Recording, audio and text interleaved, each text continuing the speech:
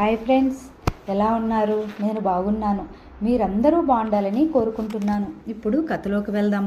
చదువుతున్నది శోభారెడ్డి. ఎంత త్వరగా సాయంత్రం అయిపోతే అంత బాగుండుననిపిస్తోంది. కానీ కాలం కదలటం లేదు. గడియారం ముళ్ళు బొత్తిగా కదలటానికి ఇష్టపడినట్టు కదులుతున్నాయి. అమ్మ కక్కి తాయారమ్మ నాకు తలంటి పోశారు. అమ్మ నా చేత తాయారమ్మకు, నౌకర్లకి, అందరికీ బట్టలు ఇప్పించింది. తలంటి పోసుకుని కొత్త బట్టలు కట్టుకోగానే వెళ్ళి అమ్మకు నమస్కరించాను. ఓహో, ఈరోజు భూమి తలకిందులయ్యేట్టు ఏదో ఉంది. మీ నాన్నగారిని వదిలి మొదట నాకు నమస్కరిస్తావే? అమ్మ నవ్వుతూ అంటూ లేవదీసింది. నన్ను దగ్గరకు తీసుకుని నిదుటి మీద గాఢంగా చుంబించింది. ఈరోజు నా జన్మ తరించినట్టుగా ఉంది. నిన్ను ఇలా చూడడం కోసం ఎన్ని రోజుల నుంచి కలలు కంటున్నానో తెలుసా అంది అమ్మ. ఎందుకో గాని ఈరోజు చాలా సంతోషంగా ఉంది. ఆవిడ సంతోషం చూస్తున్న కొద్దీ నేను మనసులో తప్పు చేసిన దానిలా ముడుచుకుపోసాగాను. అదేమిటి, పైకి వెళ్తావే? ఆఫీసు గదిలో నాన్నగారున్నారు, వెళ్ళి దండం పెట్టిరా అంది అమ్మ. తప్పనిసరిగా ఆఫీసు గదిలోకి వెళ్ళాను. నాన్నగారి దగ్గరగా వెళ్ళాలంటే నా కాళ్ళు వనకసాగినాయి. అమ్మ ముందు నేనెంతైనా నటించగలను, కానీ నాన్నగారి ముందు చిన్న అబద్ధం కూడా ఆడలేను. ఆయనని పెడుతుందేమోనని ఏమాత్రం అనిపించినా అలాంటి ఆలోచనల జోలికే పోను. కానీ రాజు, కృష్ణ విషయంలో నేను చాలా పొరపడ్డానని తెలుసుకున్నాను. నాన్నగారికి వాళ్ళంటే ఇష్టం ఉంది, కానీ ఎందుకో తెలీదు వాళ్ళతో నా చనువు అంగీకరించడం లేదాయన. ఇది నాకు పెద్ద ప్రశ్నార్థకంగా ఉంది. నేను ఆఫీస్ రూమ్లోకి అడుగు పెట్టాను. బాబాయ్ కూడా అక్కడే ఉన్నారు. వాళ్ళిద్దరూ ఏదో మాట్లాడుకుంటున్నారు. అదిగో మీనా వచ్చింది అన్నాడు బాబాయ్. అప్పటికే నాన్నగారు నన్ను చూశారు. నేను మెల్లగా వెళ్ళి మొదట బాబాయ్ కాళ్ళకు నమస్కరించాను. తర్వాత నాన్నగారు కాళ్ళ ముందు వంగాను. నాన్నగారు నా జబ్బల్ని గుచ్చిపట్టి లేవనెత్తారు. ఆ ప్రయత్నంగా ఆయన ముఖం వైపు చూశాను. ఆ కళ్ళల్లో ఎలాంటి నిరాదరణ కానీ కోపం కానీ లేవు. నాతో అన్నారు, అమ్మలు, అత్తయ్య కోసం నిన్న మనిషిని పంపాను. బహుశా ఇప్పుడో ఇంకా కొద్దిసేపటికో వస్తుంది. కృష్ణను కూడా సాయంకాలం రమ్మని కోరాను అన్నారు. నా గుండెలు జల్లుమన్నాయి. కృష్ణని నాన్నగారు కలిశారా?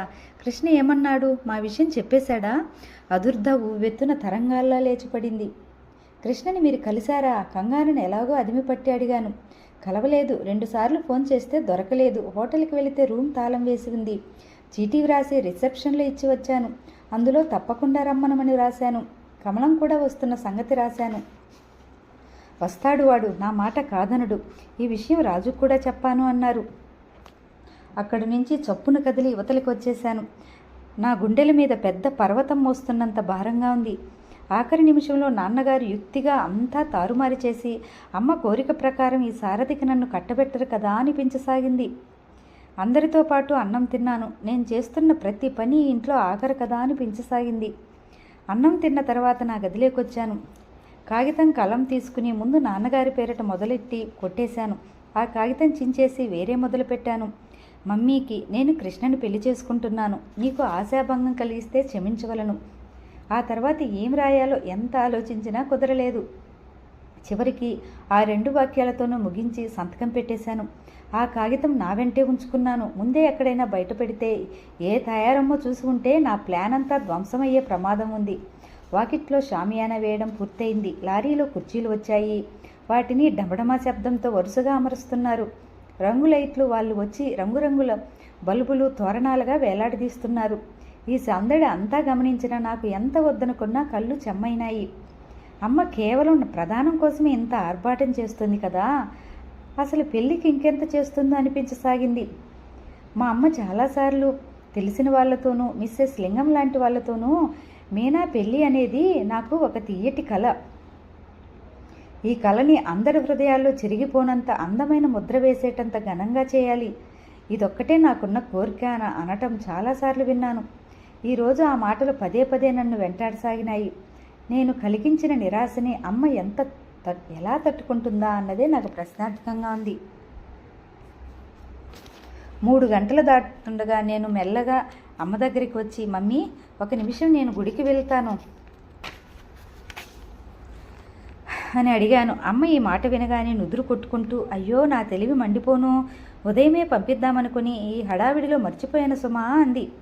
ఇప్పుడు మాత్రం ఏమైంది? కారులో ఎంతసేపు వెళ్ళి రావాలి? వెళ్ళి రమ్మను అంది అక్కడే కూర్చున్న కక్కి. ఇప్పుడెలా? ఓ చెంప అవతల టైం అయిపోతుంటే.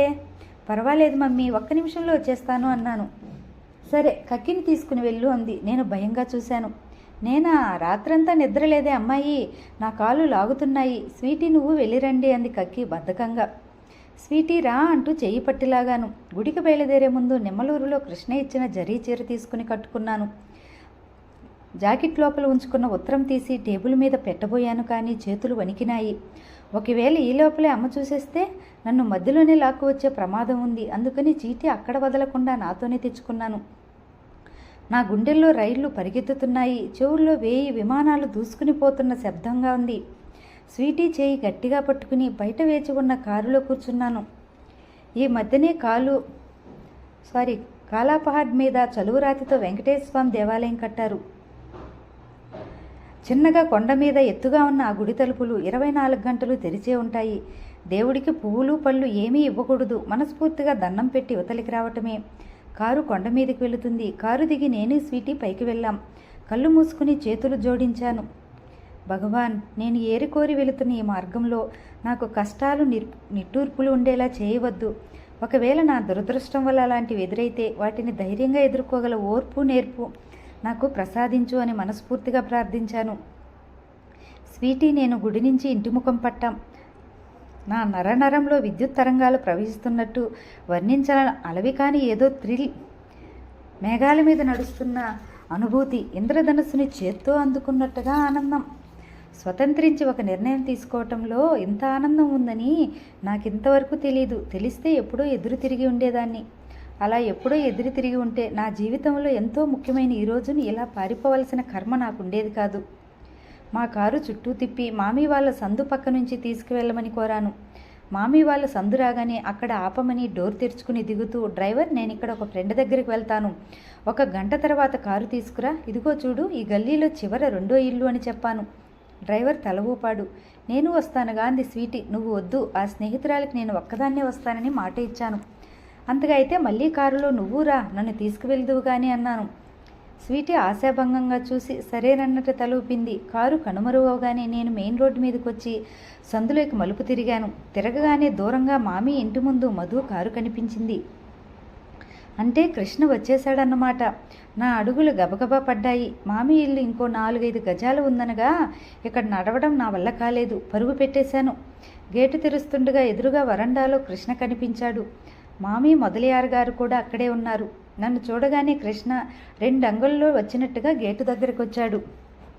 నువ్వు రావనే అనుకున్నాను అన్నాడు. నన్ను చూడగానే అతని ముఖంలో కనిపించిన భావం అపురూపమైనది, వర్ణించ సాధ్యం కానిది.